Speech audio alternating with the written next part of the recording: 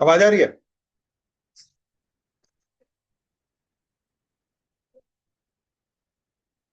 भाई ये बताओ, क्लास के अंदर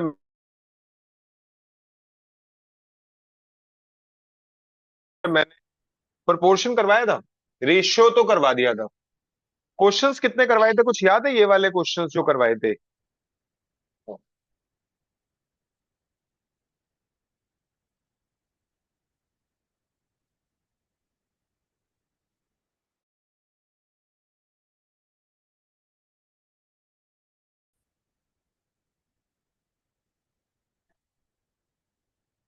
देखना, क्वेश्चन बताना कितने करवाए थे।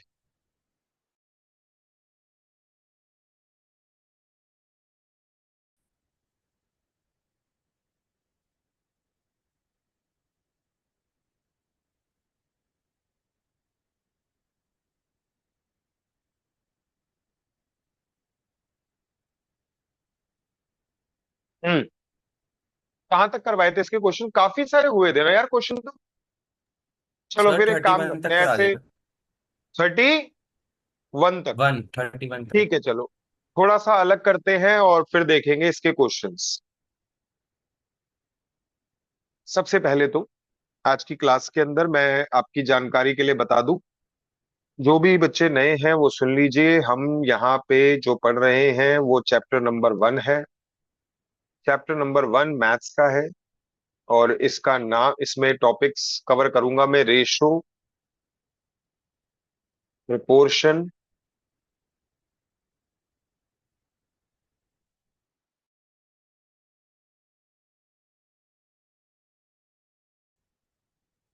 ये चार टॉपिक्स हैं। चैप्टर एक ही है, टॉपिक्स चार हैं।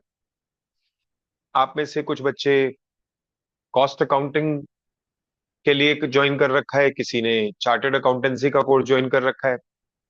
ये दो कोर्स के सिलेबस सेम होते हैं। और ये चारों टॉपिक जो है ये दोनों ही कोर्सेज के अंदर होते हैं। ठीक है। अगर यहाँ पे हम बात करें तो मैंने अभी तक जो डिस्कस किया है इस बैच में, वो डिस्कस किया है क्या? रेशो। अब आज की क्लास में मैं जो चालू कर रहा हूं वो क्या है? प्रपोर्शन। तो सबसे पहले अगर मैं बात करूं प्रपोर्शन की,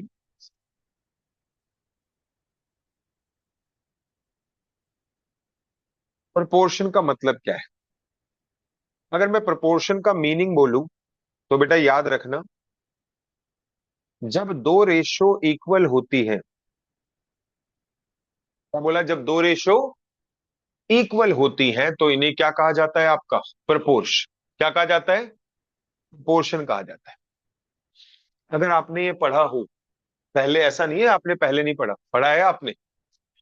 और आपने ये पढ़ा है, अगर मैं गेस करूं तो अराउंड 8th क्लास में पढ़ा है। कौन सी क्लास में? 8th क्लास के अंदर थोड़ा बहुत पढ़ा है, पूरा नहीं पढ़ा। एक चैप्टर होता है जिसका नाम होता है कंपेयरिंग क्वांटिटीज। क्या बोला चैप्टर का नाम?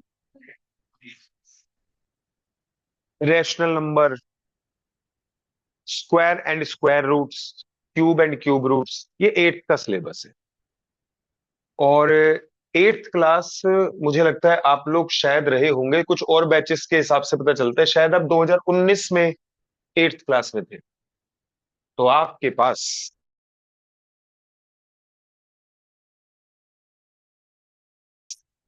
ये ऑनलाइन था। ठीक है ना? क्या कह रहे हैं? 2019 में कैसे हो गया?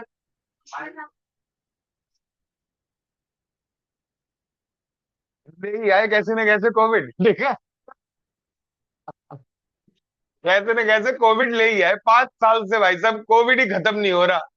जब मैं कोई कॉन्सेप्ट चालू करूं, सर ये तो हमें कम आता है। क्यों कम आता है? ऑनलाइन थी, कोविड था। खैर चलिए, जो भी था, अभी फिलहाल आपको मैंने यहां बता दिया। ये बेसिकली आपका क्या है?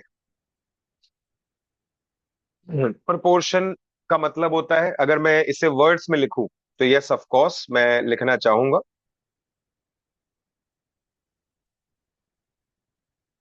Quality of two ratios. क्या बोला मैंने? Equality of two ratios. ठीक है। आप लोगों के बैच की एक प्लेलिस्ट बना दूंगा मैं। इसमें डेली बेसिस पे क्लास डेट वाइज अपलोड करती जाएंगी। यूट्यूब का लिंक होगा, लेकिन वो लिंक सिर्फ ओपन आप लोगों के लिए ही होगा। ठीक है ना? तो बेसिकली आपका, जिससे कि घर पे जाके रिवाइज करना हो, आज क्या क्या करवाया था, नोट्स बनाने हो, तो इन सब के लिए आपको हेल्प हो जाएगी। पढ़ाई शुरुआत से ही करनी है। मैं अभी कोई ऐसा तो नहीं है कि मैं बिल्कुल पेपर के एग्जाम लेवल से तो नहीं पढ़ा रहा हूँ। एग्जाम लेवल से मतलब जैसे कि क्लासेस 2.5 घंटे 3 घंटे या कुछ ऐसे, क्लास अभी थोड़ी छोटी रख रहे हैं, शुरुआत है बैच की। लेकिन हाँ, जो पढ़ा रहे हैं वो सिंसेरिटी के साथ पढ़ा रहे हैं। तो आपको,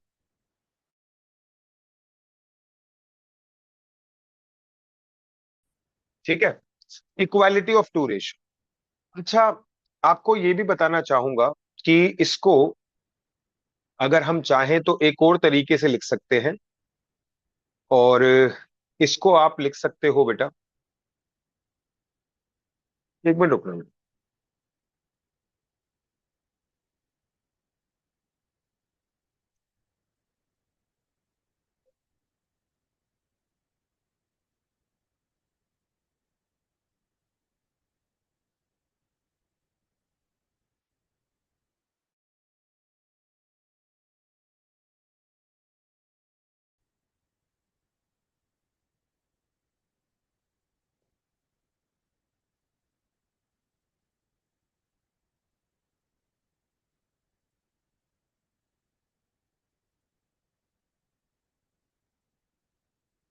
ठीक है। हाँ जी। तो यहां पे मैं बता रहा था आप लोगों को कि इसको ऐसे भी लिख सकते हैं, ए रेशो बी और सी रेशो। याद रखिएगा, ये बेसिकली आपकी क्या है?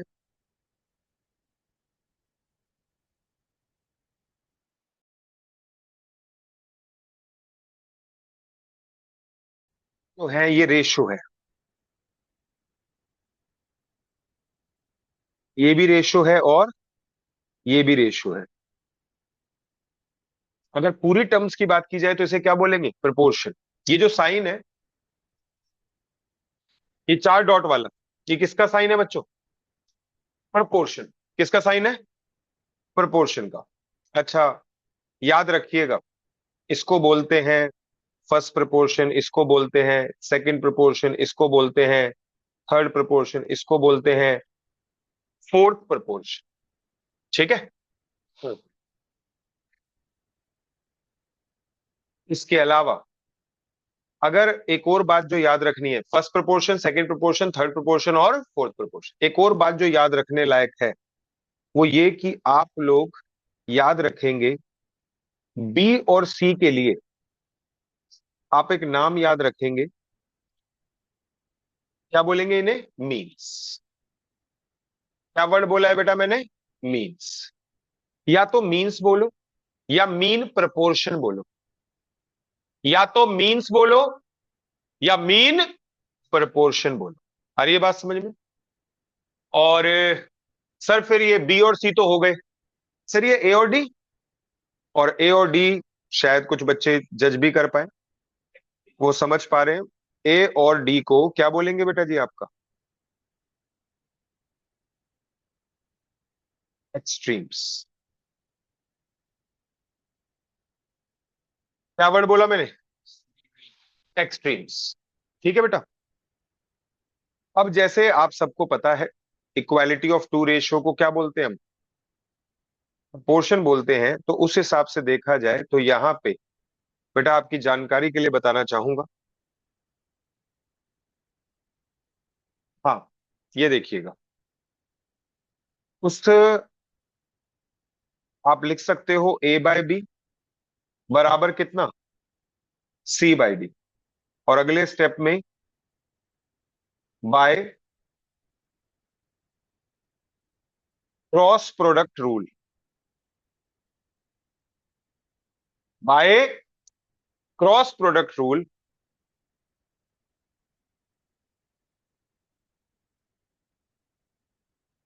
ये क्या हो जाएगा? A multiply by D, D multiply by C, A multiply by D और B multiply by C, A D equal to B C. दोस्तों, मैं इसे चाहूं तो एक चीज लिख सकता हूं।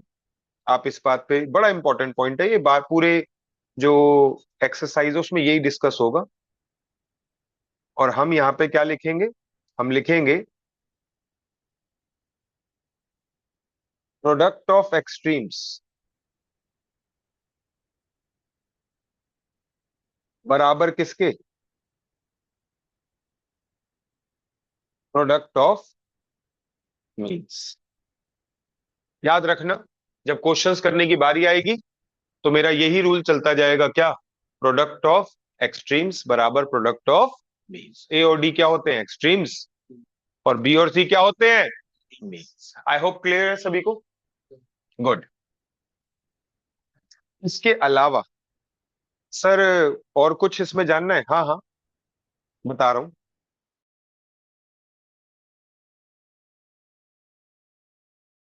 बात करें प्रॉपर्टीज की। किसकी? प्रॉपर्टीज की। प्रॉपर्टीज के नाम पे जैसे अगर लिखा है A is to B proportionate to C is to D, तो यहां पे हम इसकी कुछ प्रॉपर्टीज बना देते हैं। तो वो प्रॉपर्टीज क्या क्या हैं जरा देखिए, एक एक करके बता रहा हूं। सबसे पहले एक प्रॉपर्टी का नाम है इनवर्टेंडो। क्या बोला मैंने? इनवर्टेंडो। ठीक है ना? थोड़ा सा मेरे को ऐसे ब्रेक करके लिखना पड़ा, लेकिन कोई बात नहीं, मैनेजेबल है ना आप लोगों के लिए। इनवर्टेंडो, इनवर्ट नाम से ही समझ में आ रहा है क्या करना है, इनवर्स। तो ए इज टू बी का इनवर्स क्या होगा? Proportionate to B is to C. अगर मैं लिखना चाहूं तो बी बाय ए बराबर डी बाय सी। कोई दिक्कत? अच्छा सर, इसके अलावा, हाँ इसके अलावा एक और प्रॉपर्टी होती है जिसका नाम होता है अल्टरनेंडो। क्या नाम होता है? अल्टरनेंडो में आप जरा देखिए मैं क्या कर रहा हूं। A is to C proportionate to B is to D, A is to C proportionate to B is to D. देखा आपने? सिर्फ मीन प्रोपोर्शन को मैंने क्या कर दिया? चेंज। मैंने सिर्फ किसको चेंज कर दिया?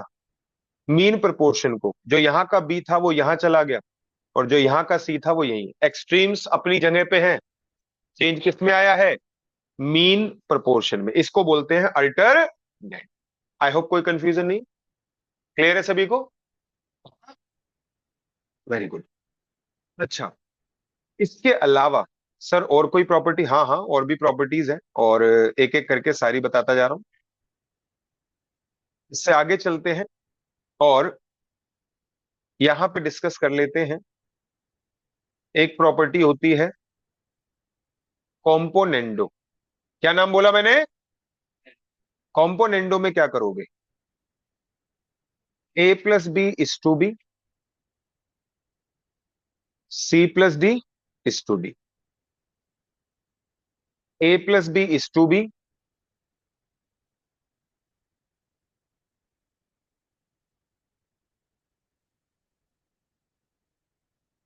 सही है? ठीक है। इसके अलावा जैसे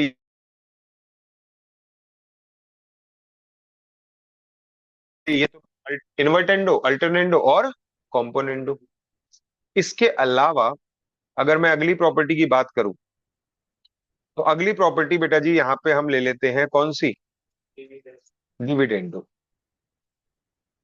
और डिविडेंडो जो है, नाम से तुम्हें समझ में आना चाहिए जब कॉम्पोनेंडो में प्लस करा है तो डिविडेंडो में क्या करवाऊंगा?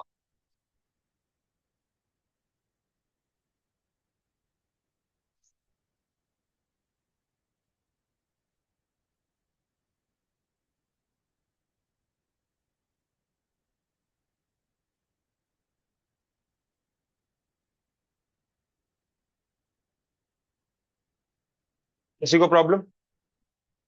ठीक है, प्रॉपर्टीज बता रहा हूँ, फिर क्वेश्चन करेंगे सीधा। अच्छा, ये तो हो गया कौन कौन सा। इन्वर्टेंडो का मतलब पता है, इन्वर्स कर देना। अल्टरनेंडो का मतलब मीन प्रोपोर्शन को चेंज कर देना। कॉम्पोनेंडो में डिनोमिनेटर को न्यूमरेटर में प्लस, और डिविडेंडो में डिनोमिनेटर को न्यूमरेटर में माइनस। इसके अलावा एक और प्रॉपर्टी होती है जिसका नाम है सी एन डी। क्या वर्ड बोला मैंने? C N D.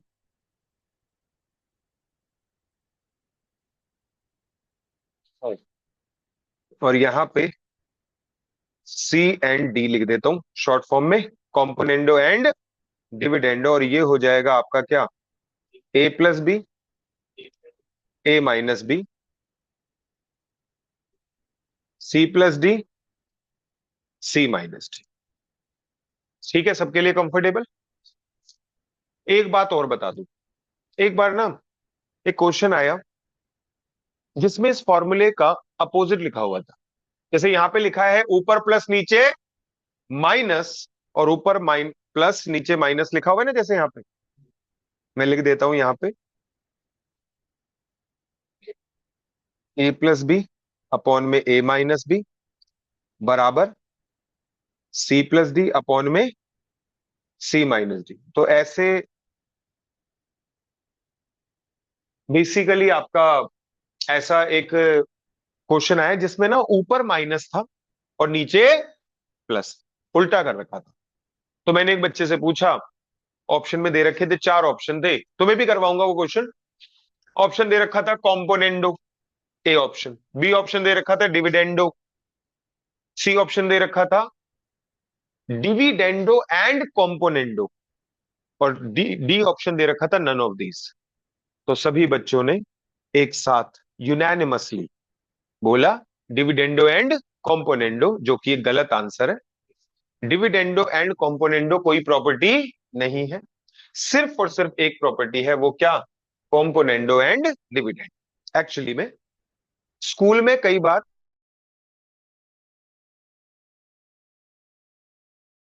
स्कूल में बोलते थे तो क्या गलत बोलते थे? नहीं।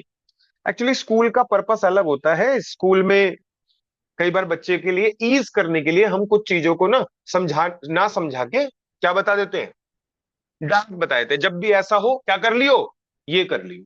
जैसे एडजस्टमेंट भी हो गई।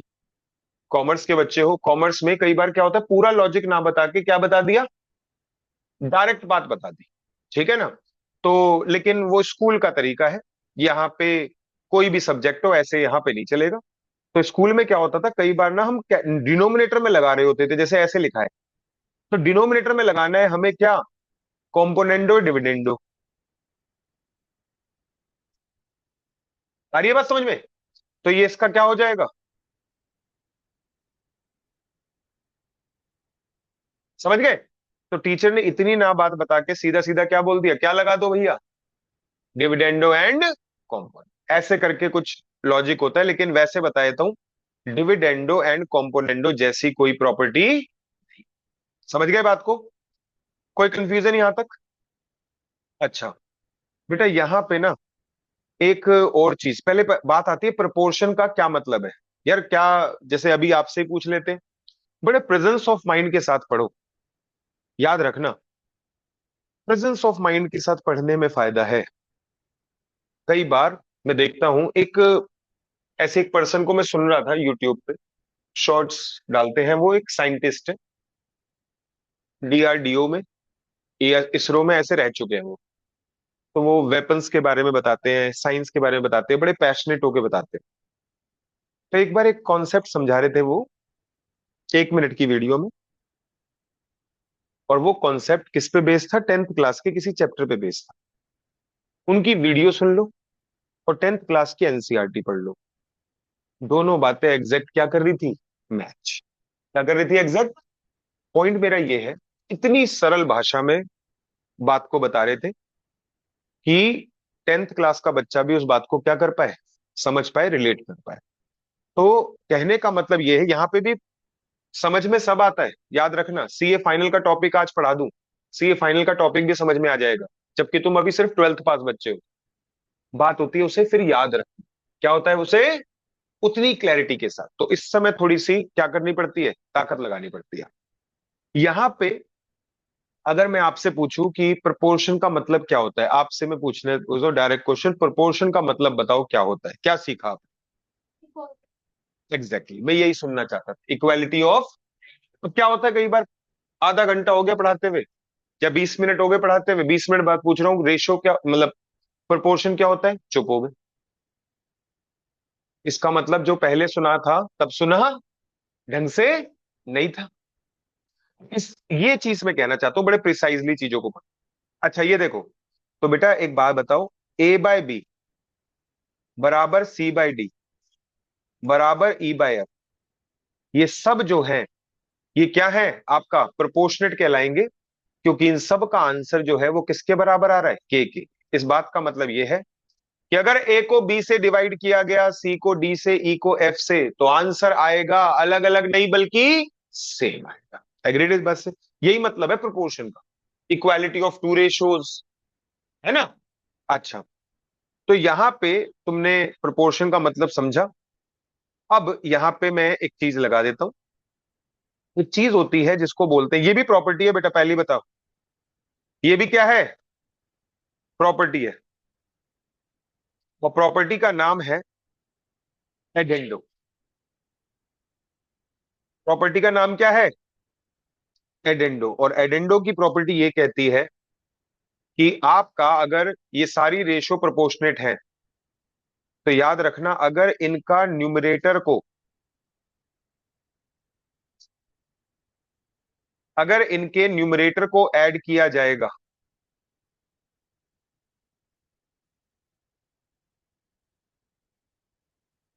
अगर इन सबके न्यूमरेटर को ऐड किया जाएगा और इन सबके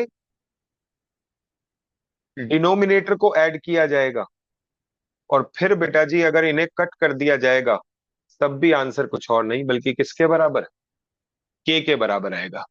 और अगर ऐसा होता है, मतलब ऐसा होगा ही होगा, इस प्रॉपर्टी को क्या बोलते हैं, एडेंड। इस प्रॉपर्टी को क्या बोलते हैं, एडेंड। एग्रीड इस बात से? एक लास्ट प्रॉपर्टी और, एक लास्ट प्रॉपर्टी और उस प्रॉपर्टी को हम बोलते हैं क्या,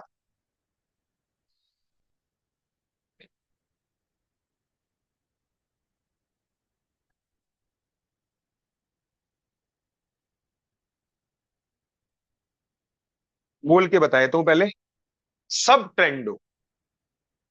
ऐसे स्पेलिंग याद करने के लिए सब ट्रेंडो, लेकिन वैसे बोलते क्या है, सब ट्रेंडो।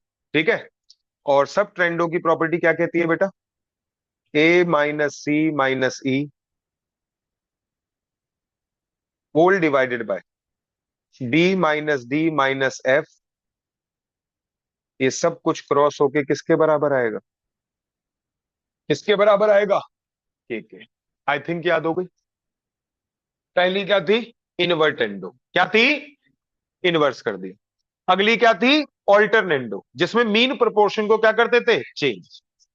तीसरी क्या थी, कॉम्पोनेंडो, याद आया क्या थी, अब दोबारा एक्सप्लेन करने का कोई फायदा नहीं। चौथी क्या थी, डिविडेंडो। पांचवी क्या थी, कॉम्पोनेंडो डिविडेंडो। छठी क्या थी, सातवीं क्या थी, चलो जी याद हो गया सभी को। इसके अलावा एक छोटी सी बात और,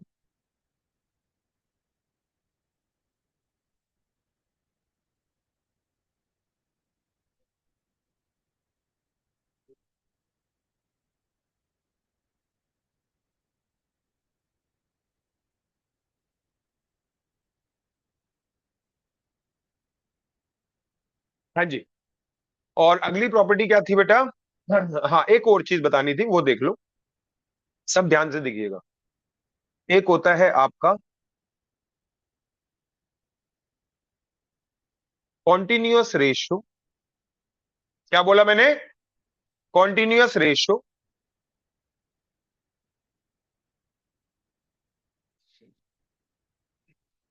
या प्रोपोर्शन?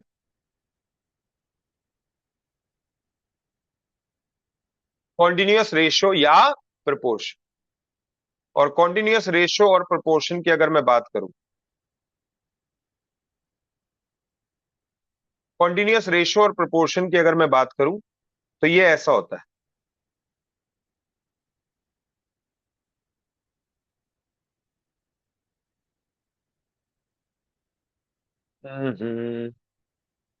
चलता जा रहा है मतलब। अच्छा, इसको देख रहे हो कैसे लिखूंगा? देखना भाई ध्यान से, यही सारा खेल है मेन। अब इसको कैसे लिखूंगा? ए बाय बी बराबर बी बाय सी। फर्क समझ में आ रहा है? पहले बताओ, फर्क समझ में आ रहा है? ऊपर वाला दिखाऊं दोबारा? ये देखो, ए बाय बी। अगला क्या है? अगला क्या है? अब इधर देखो, ए बाय बी। अगला क्या है? अगला क्या है?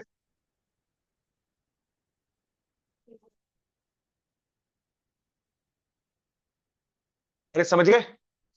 इसे बोलते हैं कॉन्टिन्यूअस रेशियो या कॉन्टिन्यूअस प्रोपोर्शन। दोस्तों, लिख लिया सबने? अगर इतना लिख लिया है तो मैं एक चीज यहां पे बताता चलूं। देखो, अगर लिखा है A is to B is to C, तो याद रखना, जो तुम्हारा बी है इसको बोलेंगे हम क्या? मीन। और जो तुम्हारा ए और सी है इसको क्या बोलेंगे? एक्सट्रीम्स। और यहां पे इसको, जैसे कि आपको पता ही है, ए बाय बी बराबर क्या लिखूं? बी बाय सी। क्रॉस मल्टीप्लीकेशन करूंगा तो क्या आ जाएगा? और अगले स्टेप में क्या लिख सकता हूं?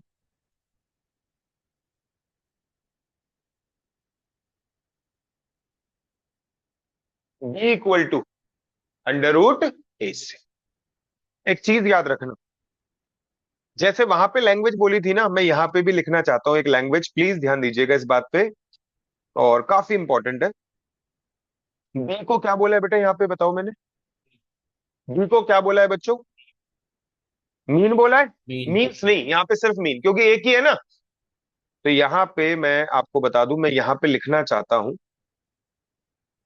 जो ये स्टेटमेंट लिखी है इसको पता है मैं क्या लिखना चाहता हूं? मीन बराबर ज्योमेट्रिक मीन ऑफ एक्सट्रीम्स। क्या बोला मैंने? मीन बराबर ज्योमेट्रिक मीन ऑफ एक्सट्रीम्स। ठीक है? मीन बराबर ज्योमेट्रिक मीन ऑफ एक्सट्रीम्स। ठीक है? अब आपने कहा कि सर ये ज्योमेट्रिक मीन, ये फुल फॉर्म लिख लेना, जीएम ना लिख के पूरी बात लिख लेना। क्या? Geometric mean.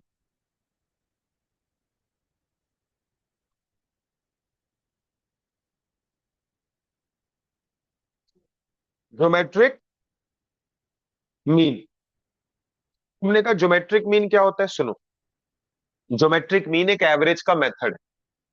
किसका मेथड है? एवरेज का मेथड है ज्योमेट्रिक मीन। और पहले भैया कौन कौन ऑनलाइन है यार, देख तो लूं। ये जितने भी बच्चे ऑनलाइन है, समझ में आ रहा है या नहीं आ रहा है यार? एक बार यस और नो में तो रिप्लाई करो। अच्छा, आ ज्योमेट्रिक। रहा है सर। ठीक है बेटा, चैट बॉक्स में रिप्लाई कर दीजिएगा प्लीज। और यहाँ पे, जैसा कि अभी मैंने बोला, हम्म, geometric mean method of average है। क्या है ये? Method of average. तुमने कहा यहां पे एवरेज कहां से आ गया? सुनो तो सही। एक्चुअली जैसे अर्थमेटिक मीन होता है ना, वैसे ही ज्योमेट्रिक मीन होता है। लेकिन लेकिन आपका यहां पे क्यों आ गया भाई? यहां पे तो एक्सीडेंटली लग गया। मतलब मेरे को तो बस आपको यही सिखाना था, B equal to under root A C. लेकिन मैं आपको बताऊं, जब कभी जीएम निकालते हैं और दो वैल्यूज दे रखी है ए और बी, तो ए और बी को मल्टीप्लाई करो और इनका स्क्वायर रूट कर दो। तो ये क्या होता है? ए और बी का ज्योमेट्रिक मीन क्या होता है ये? ए और बी का ज्योमेट्रिक मीन। तुम एक बात बताओ, यहाँ पे ए और सी को मल्टीप्लाई करके स्क्वायर रूट कर रहे हो कि नहीं कर रहे? तो इसका मतलब क्योंकि तुम यहाँ पे ए और सी के प्रोडक्ट का क्या कर रहे हो, स्क्वायर,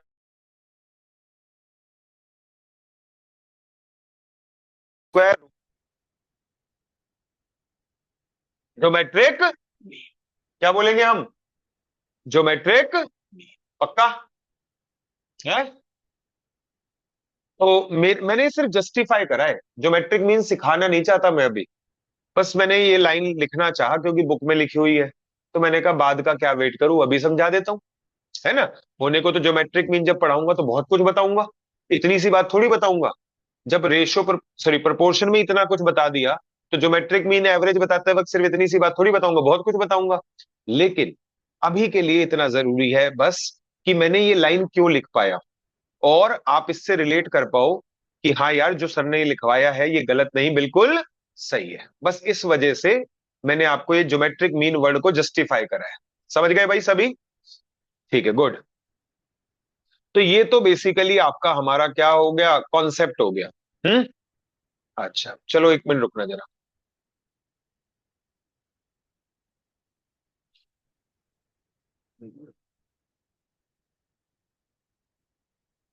ठीक है, आइए क्वेश्चंस करते हैं आपके साथ।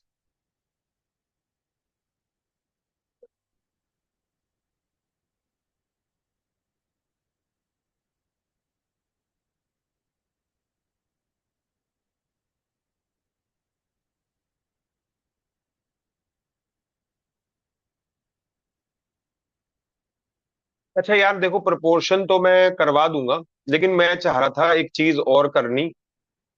वो ये कि ना यार, यहाँ पे स्क्वायर सिखाए थे मैंने तुम्हें, तुम्हारे बैच में, स्क्वायर्स और आपका क्यूब्स। एक्चुअली क्या है, अभी जो क्वेश्चन आएगा ना उसमें ना स्क्वायर्स और क्यूब्स में कंफर्टेबल होगे तो जल्दी जल्दी करोगे। मुझे याद नहीं, तुम्हारे बैच में नहीं बताया शायद, तो मैं एक बार वैसे ही बता देता हूँ। देखो, एट्थ क्लास के बच्चे को भी पता है ये सब बातें, क्योंकि एट्थ क्लास में स्क्वायर एंड स्क्वायर रूट होता है। तो मैं ये सोच रहा था कि मैं आप लोगों को बताऊं।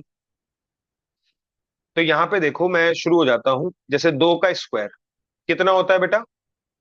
सिर्फ इतना ही नहीं बेटा, मुझे तो 2 की पावर 10 भी पता है। और अगर मुझे पता है तो ये मत सोचना कि सर आप तो टीचर हो, ये मत करो, क्योंकि भैया ये एट्थ क्लास के बच्चे को भी पता होता है। प्रैक्टिस कर करके ना प्राइम फैक्टराइजेशन निकालते थे एट्थ क्लास में, तो उसको भी पता होता है। तो ऐसा मत कहो कि टीचर हो, तारीफ नहीं कर रहे, बेइज्जती कर रहे हो, ठीक है? तो लेकिन मैं तुम्हारी तारीफ करना चाहता हूँ, मैं तुम्हारी तारीफ करना चाहता हूं, और मुझे उम्मीद है तुम्हें सबको याद होगा स्क्वायर्स एंड स्क्वायर रूट्स। चलो ऐसे ही ट्राई करते हैं, कुछ भी लिख देता हूं। 2 की पावर 5 बताओ क्या होगा? बहुत बढ़िया। 2 की पावर 9 कितना होगा? 512। ये मत सोचना मैंने डिवाइड करा है, जब मैंने 2 की पावर 10 डायरेक्टली इसीलिए लिखा था, क्योंकि ये क्या है, मेमोराइज्ड है। 2 की पावर 3 तो सबको पता है, 8। 2 की पावर 6,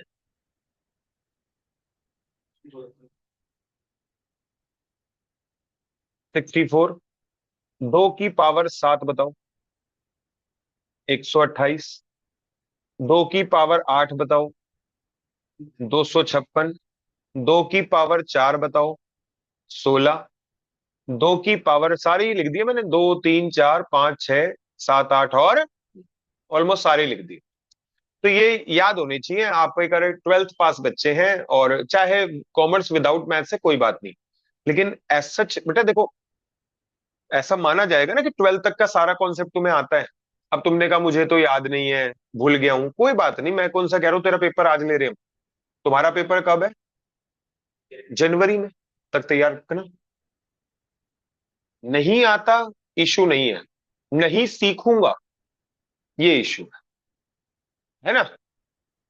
बहुत सारी चीजें होती है नहीं आती। ऐसे तो मुझसे कोई मान लिया सिक्स क्लास का कोई टॉपिक पूछ लिया जाए, मैथ्स नहीं, कोई और टॉपिक पूछ लिया जाए, तो ये थोड़ी है सब कुछ ही आता होगा।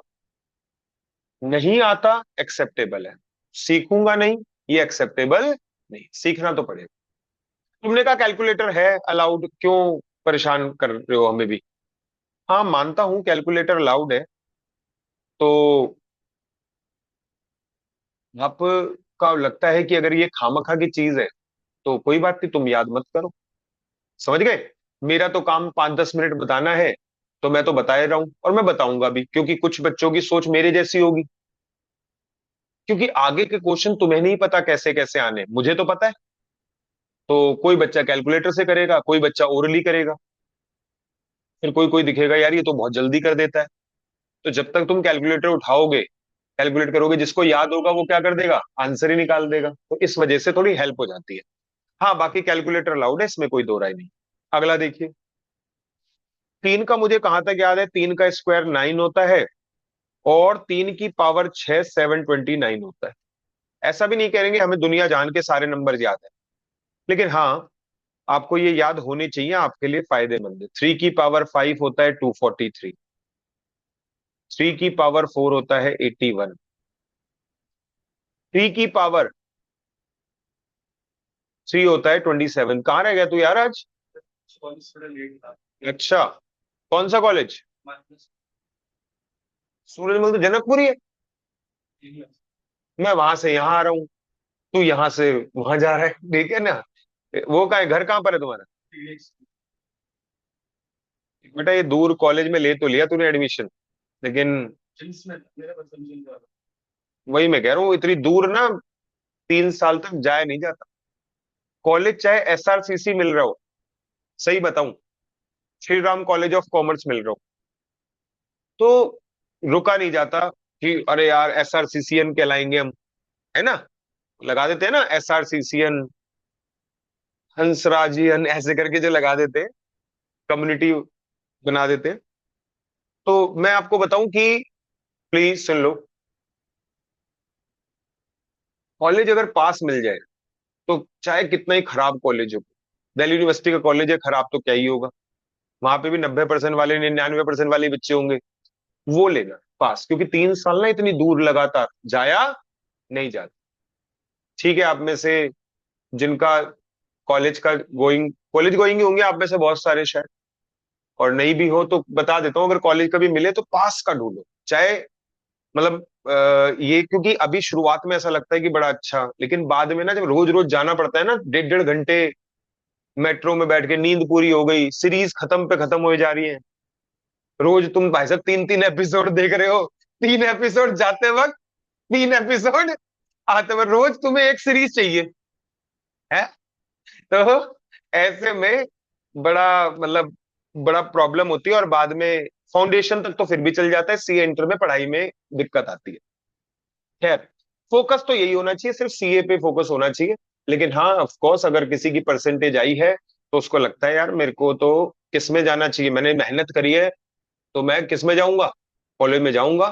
तो बेटा हर चीज के क्या होते हैं, कॉस्ट होती है, और कॉस्ट यहाँ पे कॉस्ट आएगी आपकी मेहनत, सुबह जल्दी उठना, कॉलेज जाना, कॉलेज की क्लासेस अटेंड करना, फिर सीधा यहाँ आ जाना, यहाँ की क्लासेस अटेंड करना, फिर घर जाते ही कॉलेज के असाइनमेंट पूरे करना, यहाँ का दिया हुआ होमवर्क पूरा करना, इसमें बच जाते हैं रात के 2। सुबेरे 6 बजे फिर उठना है, क्योंकि 7 साढ़े 7 घर से निकलना है। और ये 1 साल नहीं है, ये कितने साल है, 3 साल। ठीक है ना? हाँ अगर ऑनर्स करो तो 4 हो गया। तो इसलिए कॉलेज अगर पास के पास हो तो सबसे बेस्ट होता है। ट्रैवलिंग टाइम ना नॉन प्रोडक्टिव टाइम होता है। चलिए खैर, लेकिन करने वाले करते हैं भाई, मैं बता रहा हूँ। मैंने एक गर्ल से सुना, मैं रोंगटे खड़े हो गए मेरे भी। तो उसने यही बताया कि सर 6 बजे उठती हूँ, 7 साढ़े 7 तक तैयार होके, 6 का उठने में 6:30 भी होते होंगे, 7 साढ़े 7 बजे